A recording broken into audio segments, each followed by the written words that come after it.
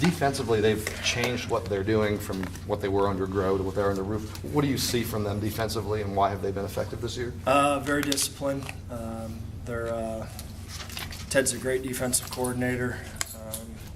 He runs a scheme that is a bend but don't break. They can be aggressive. They're a zone coverage team that has the ability to play man, and they're just disciplined. And they're a senior group. They're an older group, I should say, and they don't make too many mistakes. Let's just put it that way. Is there enough film of him from Georgia Tech to get you by? Do you guys go back to previous seasons before this? Well, we have the good fortune that Coach Grimes and Coach Pugh were with him whenever they were at Auburn. So they've got an idea of what he's like and his mindset, but he's a heck of a defensive coach. I followed him throughout my career, and they're a disciplined group. Can you determine, is there something that's happening other than execution on your really successful long scoring drives that isn't happening at other times? Completely consistency. If you look at this game, even on the long drives, there was too many mistakes. Last week was our biggest mistake game, hands down. We made more mistakes and left more yardage on the field last week than any game that we played so far. I give credit to Marshall, there's no question, but there was way too many more mistakes in that game that left major drives that stopped, and also the ability to score. I mean, it was a mistake game. Are those screw ups shared? It was shared across the board. You couldn't say one position in my mind was a mistake free, and that's what we have to be in this game, just because of, number one, how disciplined Georgia Tech is, and number two, offensively they're going to hold the ball, so you're not going to have that many opportunities. When you get your opportunities, you got to play mistake-free football. You have to. Logan has played pretty well against this team over the years. Do you look back at how he was used previously and haven't have that dictate anything? We haven't at all. I have not looked back and watched how he's played in this series at all. So coming into ACC play was kind of going to be the breaking point for where you guys wanted to be moving forward. How can you assess where you are at versus where you wanted to be at the beginning of the season? We've improved all the way up until I think we took a step back a little bit in the Marshall game. Just like I said, there was way too many errors across the board, and that wasn't occurring. There was some, throughout the first three games, but it showed up in the Marshall game, and the positive is that with all the mistakes, they were able to overcome and win the game. Do you attribute any of that to the weather, or is it just I believe the weather is an excuse, a complete excuse. The weather had nothing to do with us going to the right guy, us doing the right route, us doing the right decision with the ball, us making the right cut. The weather had nothing to do with that. Have you ever had to deal with a short week like this before? Yeah. In the NFL, it's even shorter, and yes, it's challenging, but we have the same problems they have. And what you got to do is you got to grind through it and get to game day and execute.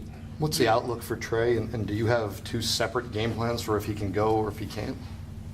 Yeah, we always do that. I mean, you do that with every single player. I mean, you have a plan if Sam Rogers goes down. You have a plan if Dimitri goes down. You have a plan if Mangus can't go. You always are, I think, in contingency plans. Yes, sir. What is Trey's outlook? How does he look? I think he'll play. I think he'll be fine. You ran Logan quite a bit in the last game. Is that by plan, or you just kind of go by that plan? way? That was by plan. We thought their defensive front was good. We thought that they gave us opportunities and didn't account for the quarterback, so that's why we did it. How do you think he did in that read option? It seemed like there were a couple instances where maybe wrong decision. There was, just like I said, there was a plethora of mistakes, and sometimes what appeared to be a bad read was absolutely a missed assignment by a lineman or vice versa. So we can't in that game. It was a mistakes by across the board. I mean, it wasn't. We just can't sit here and point fingers at the quarterback, the linemen, the wide receivers. It was a collected effort. You mentioned. I mean, is that disappointing to take that step back? Yes, for it you was, going absolutely. forward?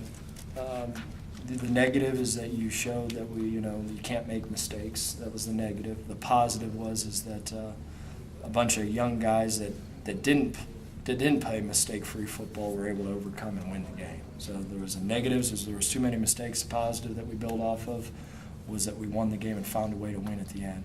When you got this job last January, February, whenever it was, did you look over the ACC, now that you're entering ACC play for the first time, did you kind of look around at the defense? What did you do to prepare to be an ACC offensive coordinator? Or did you do any sort of, You do, regardless coordinator or not, you're in the wintertime and all that, you're studying the entire plethora, or the whole entire conference.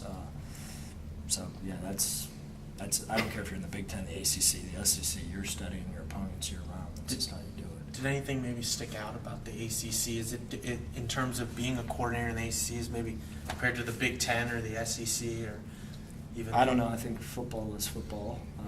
I think the talent in this conference is excellent. I think it's equal across the board for the most part. So it all comes down to execution. But no, in terms of you're studying your opponents year round. What did you see on that Willie Byrne touchdown? Worked out for you? Yeah, you know what? It was really misfortunate, and again, it goes back to execution. The ball should have never, before the ball even was snapped, we go, this is going to walk in. They were in man coverage. The defender went over the top completely. Willie should have been flat.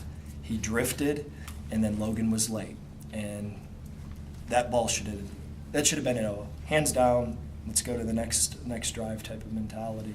But as soon as we saw the drift, as soon as we saw that Logan was a little late and put air under the ball was tipped. But that should have, again, that goes back to, even though that was a positive play, we scored, it wasn't what we wanted. You talked about the positive and the negatives coming out of Marshall. Do you emphasize more going forward to your team? Do you emphasize that you did the negatives wrong or that you did the positives well? Both. Both. Did you get to eat and sleep this week on a short No, week? Or no? absolutely That's not. That's what gets cut out?